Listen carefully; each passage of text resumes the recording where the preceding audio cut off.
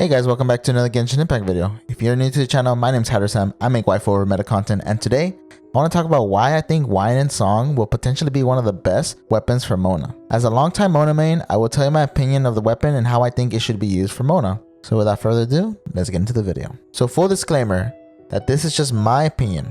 Everyone can play Mona however they want, and in no way am I saying that you should spend money or waste your primos for this weapon if it's going to be on the banner. That is for you to decide among yourself. And also in this video, I'm going to disregard the Witsith because of course, with its huge damage buff, it can rival 5-star weapons. But the thing about the Witsith that I don't like is that it's only for 10 seconds and it's super RNG and it's not ideal for anything related to a consistent DPS Mona build. So let's talk about Wine and Song and what it is. It's a 4-star catalyst weapon. It was revealed during a 1.4 patch. It has 565 base attack at level 90, which is one of the highest among the 4-star catalysts, just like the Map of Mare. But its secondary stat gives you energy recharge, which is good on Mona because at level 90, the 30.6 energy recharge gets turned into 6.2 hydro damage bonus. Its special ability at R1 is that when you hit an opponent with a normal attack, it decreases the stamina consumption of your sprint or alternate sprint by 14% for 5 seconds. Additionally, using a sprint or a sprint ability increases the attack by 20%. Okay, so it increases your base attack by 20% for 5 seconds. So right off the bat, I think this ability is great because if you're using DPS Mona, quote unquote, or as I like to say, click, click, click Mona, then hey, this ability is great for you. You get to use less stamina dodging attacks, and that sprint's gonna give you a 20% attack boost for free every time. This condition is so easy to fulfill, and I like it because you can trigger it on your own. You don't have to attack an enemy, you don't have to depend on something. You just press freaking right click and you trigger it. That's it. And let's just say, right, you're not doing click, click, click Mona, right? You're just using her for her burst. If you want to take advantage of this damage boost, say if you're using Mona as a burst slave, right, where you just pump out her burst, you can just sprint after Mona casts a burst because the burst damage explosion comes from Mona's current attack and current buff right as the explosion happens, not whenever she casts her burst. Now I'm going to quickly show you a demonstration of just click, click, click Mona just by herself.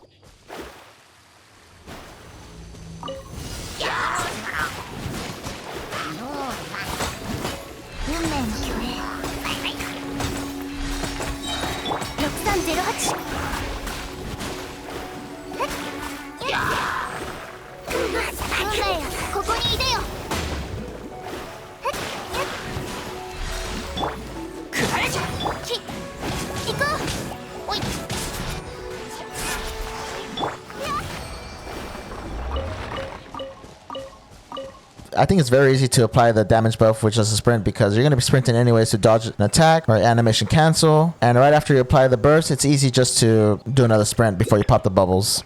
The only thing I would be careful is if you're trying to set up a vaporize setup, not to sprint near the enemies, because then you'll cancel the vaporize. Maybe sprint away and then pop.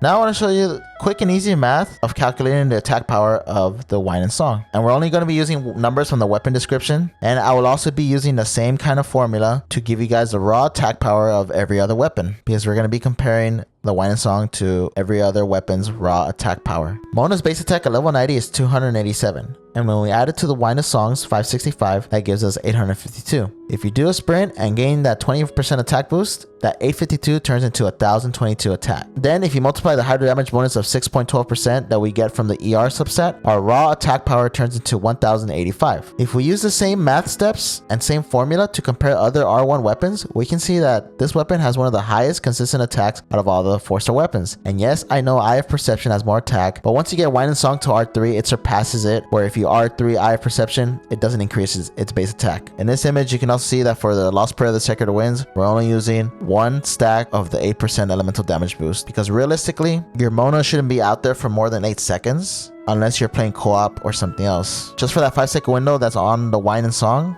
that's why we're only using 1 stack. For the Map of Mare, we're assuming that you get both stacks, and that's the attack power. And for the Black Cliff of Gate, this is after you defeat 3 enemies, getting that 36% attack boost. And then for the Witsith, this is if you proc that 60% attack boost as well. So like I said, Witzith is RNG and it's not consistent. It's only going to last for 10 seconds. Black Cliff of Gate, you have to defeat 3 enemies. Map of Mirror, for Map of Mirror, you're going to have to cause 2 elemental reactions in order to get that attack boost. But for the Wine and Song, easy just doing that sprint like I showed you earlier. So even though Wine and Song it doesn't have the most attack, it's definitely the easiest one to achieve and to have consistently on the field, which is why I believe that the Wine and Song is one of the most powerful weapons for Mona. Now the only catch there is with the Wine and Song is that it faces the same problem as the Skyward Atlas. It has high base attack and it has damage bonus abilities, but no crit rate or crit damage substat. This is a problem because it's going to be hard to build around this weapon for Mona. You're going to have to get lucky with your artifact rolls and crit rate or crit damage, and depending where your luck goes, that is the circular you'll choose to balance it out.